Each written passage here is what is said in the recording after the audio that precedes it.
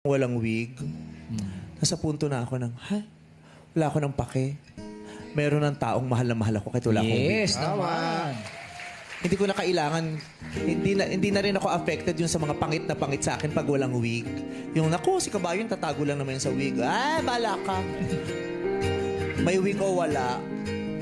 May nagmamahal dito, no? May wig o wala. At may tumatanggap dito. Bukod kay Ayon, mahal ako ng nanay ko. Oo. Tama. Mahal ako ng mga kapatid ko. Oo. May wig o wala. Mahal ako ng pamilya ko. Kami. Mahal ako ni Lord. Oh.